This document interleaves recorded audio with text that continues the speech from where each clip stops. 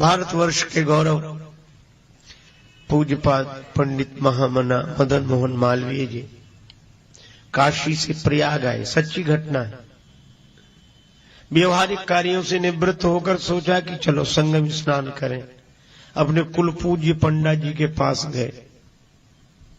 पंडा जी, संगम स्नान करना है, परंपरा की दृष्टि से आप ही हमारे पुरोहित हैं, इसलिए आप संकल्प मंत्र पढ़ेंगे, स्नान कराएंगे। पंडा जी बोले हाँ, बड़ी प्रसन्नता की बात, चलो। अब मालवीय जी जैसे यजमान जी से मिले, पर मालवीय जी बोले पंडा जी एक बात सुन लो, इस श्लोक का शुद्ध उच्चारण होना चाहिए। अब पंडा जी के श्लोक को तो व्याकरण से अधिक यजमान से ही मतलब होता है। पंडा जी के श्लोक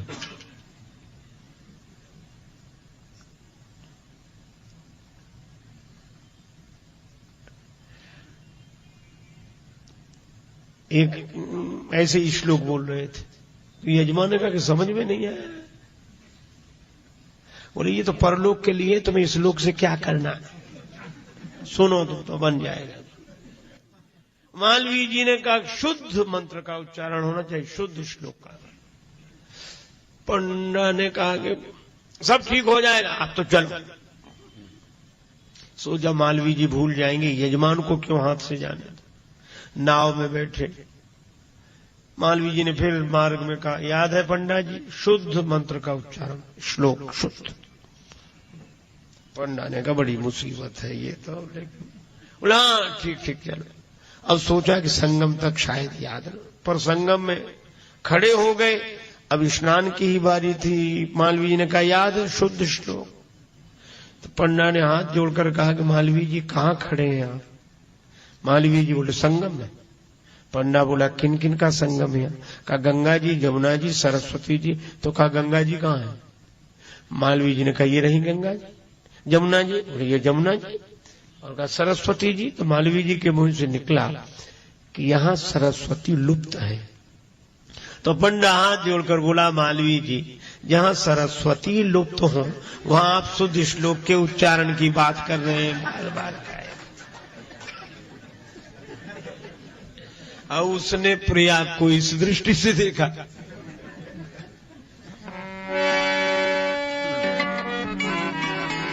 जाकी रही भावना जैसी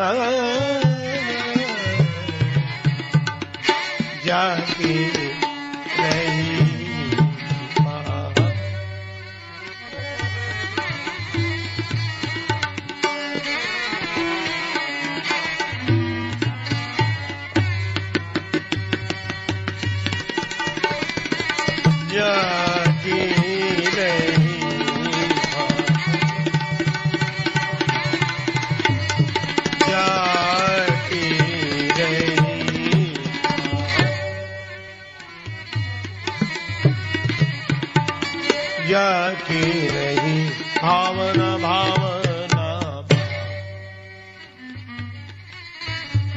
श्री भरत गंगा जी जमुना जी में सीताराम जी देखते हैं, जैसी दृष्टि वैसी सृष्टि,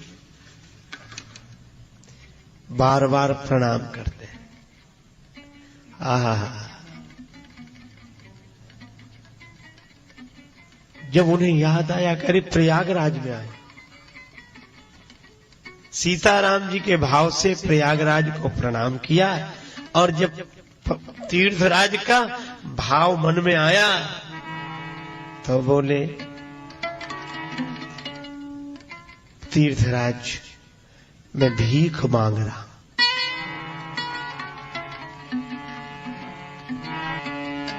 मांगू भीख मांगूं भीख,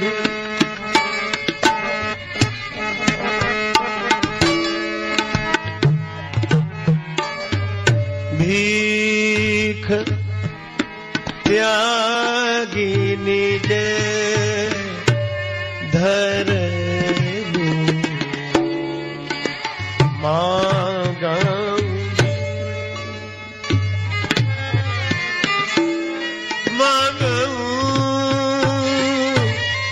भीख,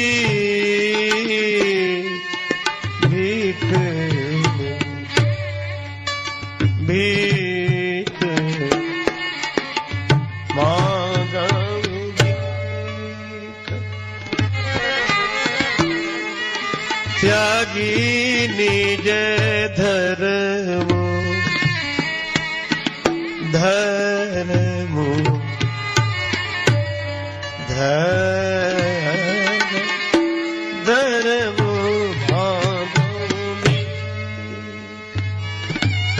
भीख मांग रहा। तीर्थराज ने मानो पूछ दिया, भरत क्षत्रिय हो, भीख मांगना क्षत्रिय का धर्म नहीं। त्यागी निज धर्म, धर्म का त्याग करके, यह बात तो ठीक नहीं। धर्म का त्याग कभी भी नहीं करना चाहिए। स्वधर्मे निधनम श्रेयो परधर्मो भयावह। अपने धर्म का त्याग न करें।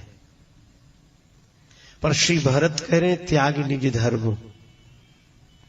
देखो मैं आपसे निवेदन करूं कि यह दो तरह की बातें दिखाई पड़े तो वो बातें दो तरह की नहीं है, परिस्थिति विशेष में कही गई बातें। श्री भरत धर्म का त्याग कर रहे हैं, पर किसके लिए? श्री राम प्रेम को पाने के लिए, राम जी को पाने के लिए। तो बस यही है कि परम धर्म के लिए अगर धर्म त्यागना पड़े तो यह तो सबसे उत्तम धर्म का पालन है। अच्छा वैसे भी देखो,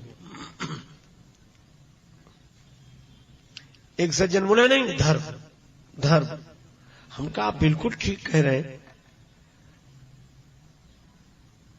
तो हमने उनसे कहा कि माता पिता की सेवा करना धर्म है कि नहीं? उनकी आज्ञा पालन करना धर्म है। हमने कहा मान लो कोई माता पिता को छोड़कर चला है और बिना उनकी आज्ञा के आए और कभी उनके पास भी न जाए और उनकी सेवा न करे, तो वह धर्मात्मा है कि पापी? तो तुरंत बोले महान पापी है, घोर पापी है, जिसने माता पिता को रोते छोड़ा और कभी सेवा नहीं करता, कभी मुंह नहीं देखता, उनके बिना कहे उनको छोड़कर चला गया, यही ऋण चुकाया माता पिता को, घोर पापी। तो हमने कहा फिर ये जितने महात्मा हैं सब पापी हैं, हम लोग जितने दिख रहे हैं। कोई माँ बाप से पूछ कर नहीं आए, कोई माँ बाप नहीं कहेंगे कि साधु हो जाओ, बेटा चाहे सब कुछ बन जाए साधु न बने। एक बार एक सज्जन ने कहा कि कैकेयी जी ने 2 वरदान क्यों मांगे? तो हमें एक महापुरुष की कही हुई बात याद आई। उन्होंने कहा कि संसार में हर प्राणी 2 ही वरदान मांगता है। कैकेयी जी ने क्यों? हर प्राणी 2 ही वरदान मांगता है। अगर किसी मैया से पूछा जाए, माता पिता से पूछा जाए कि साधु होना अच्छा है कि राजा होना, पूछा जाए कि साधु होना अच्छा है कि राजा होना, तो 2 ही वरदान है। मालूम क्या कहेंगे लोग? कहा हमारे लिए तो दोनों ही अच्छे, साधु होना भी अच्छा है, राजा होना अच्छा है, लेकिन एक ही अंतर है। क्या? बोले साधु होना तब अच्छा है जब दूसरे का बेटा बने, और राजा होना तब अच्छा है जब हमारा बेटा बने। कैकेयी माता भी तो यही चाहती है, राजा हमारा बेटा बने, साधु बनाना है तो कौशल्या जी के बेटे को बना दो। तब फिर पूछ कर तो आए नहीं, और माता पिता की आसक्ति न हो जाए, हमारा मन उधर न चला जाए, इसलिए जाते नहीं, सेवा करते नहीं। तो हमने कहा इनको पापी कहोगे, और कांप गया, बोले महात्माओं को पापी कहे, उनके दर्शन से पाप मिटते हैं, संत दरस जिम पातक टराई। तो यह पापी नहीं है, इन्होंने धर्म तो छोड़ा है, यह धर्मात्मा नहीं रहे, लेकिन यह परम धर्मात्मा हो गए, क्योंकि इन्होंने जगत पिता के लिए पिता का त्याग किया है, जगन माता के लिए माता का त्याग किया है। इसीलिए भगवान श्री राम जी की लीला में आप धर्म देखेंगे, और भगवान श्री कृष्ण की लीला में परम धर्म देखेंगे।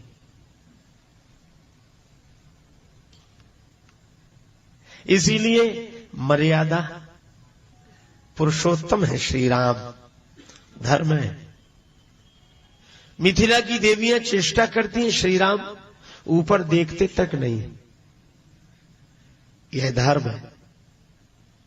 और श्री कृष्ण के पास बांसुरी की धुन सुनकर गोपियां रात्रि में आ गई, अपना अपना घर छोड़कर, और श्री कृष्ण ही काऊ को कान बुलावत है री।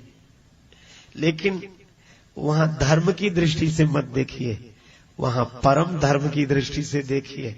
इसीलिए राम जी की कथा हंसों के लिए है।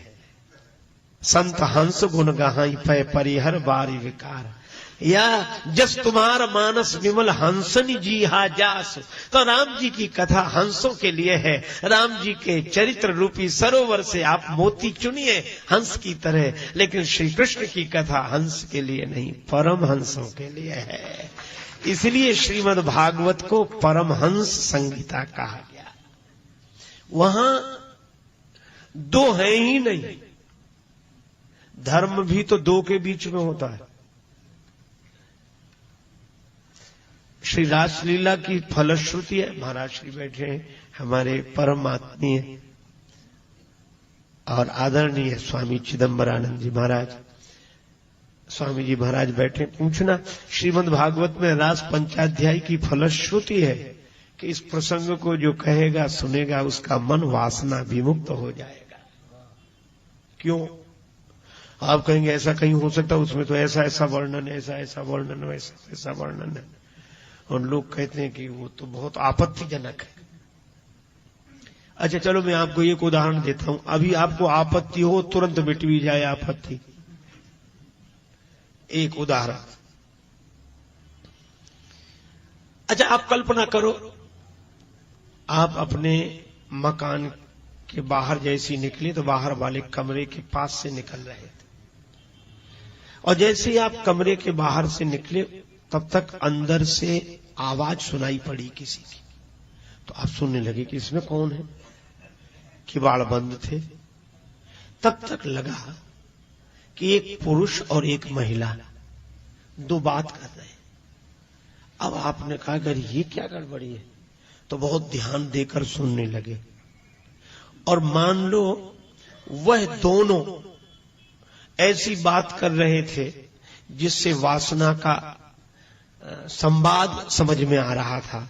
वासना, अब आपको क्रोध आएगा या वासना जगेगी भीतर ही भीतर, या ये आपको लगा पकड़े गए, पकड़ो इनको। और आपने दरवाजा कर खोलो खोलो, वो भीतर का खुला ही है, चले जाओ। और दरवाजा खोलकर देखा तो एक पुरुष खड़ा था। तो बोले तुम किससे बात कर रहे थे?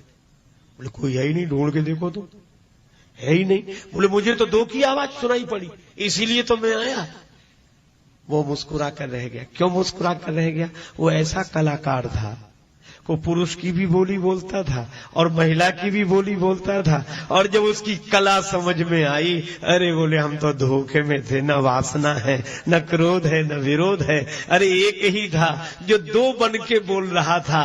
तो जब एक कलाकार दो बन के बोलता है तो हमारा मन उसकी कला का रहस्य जानने के बाद शिकायत से मुक्त हो जाता है, वासना से मुक्त हो जाता है। इसी तरह जिस दिन इस कन्हैया की कला समझ में आएगी, वह कलाकार एक होकर बोलता है और ये कलाकार दो रूप में होकर खेलता है। लेकिन यही है, इसके अलावा न कभी कुछ था, न है, न होगा। यही परमहंसों के समझने की चीज है, जहां दूसरा है ही नहीं।